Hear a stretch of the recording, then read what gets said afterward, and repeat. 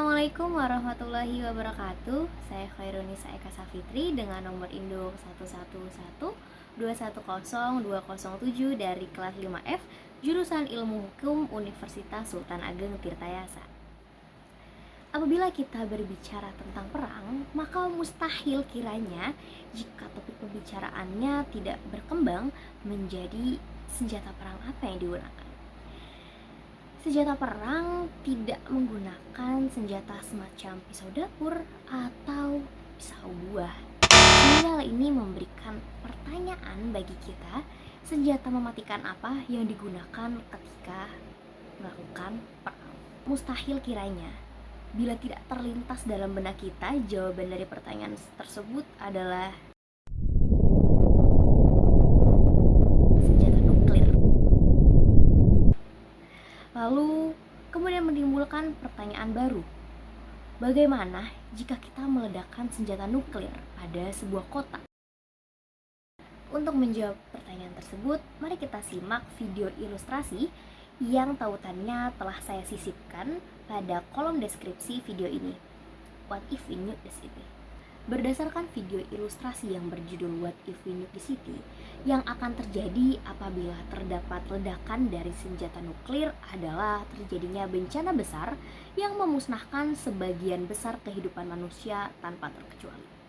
Misalnya, kematian massal, hancurnya banyak tempat, kebakaran, serta dampak radiasi dari nuklir yang mengakibatkan banyak kecacatan pada manusia hingga matinya sebuah kota atau peradaban.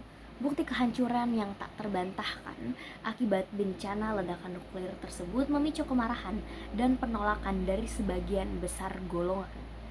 Sejak terjadinya tragedi pengeboman di kota Hiroshima dan Nagasaki, Jepang, pada Agustus 1945 menggerakkan ICRC atau International Committee of the Red Cross yang menyuarakan pelarangan senjata nuklir terhitung sejak September tahun 1945.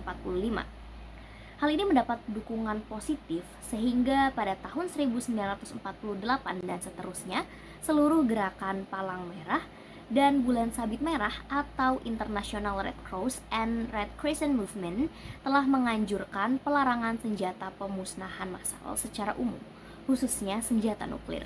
Titik terang dari protesi sejumlah golongan akhirnya mengadopsi perjanjian pelarangan senjata nuklir atau Treaty on the Prohibition of Nuclear Weapons pada 7 Juli 2017 yang akhirnya berlaku sejak 22 Januari tahun 2021. Penggunaan senjata nuklir secara jelas telah melanggar aturan-aturan dan prinsip-prinsip yang terdapat pada hukum humaniter internasional, yaitu prinsip kemanusiaan, prinsip pembedaan, prinsip proporsionalitas, dan prinsip pencegahan.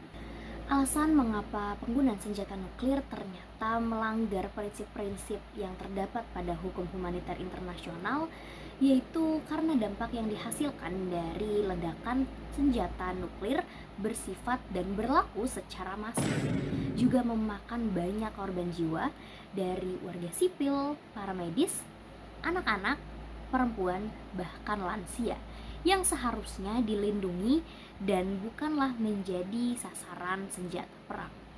Maka dari itu, penggunaan senjata nuklir sebagai senjata perang haruslah dilarang dan dikecam dengan tujuan akhir untuk perlucutan dan pemusnahan total senjata nuklir sesuai dengan isi perjanjian pelarangan senjata nuklir tahun 2017.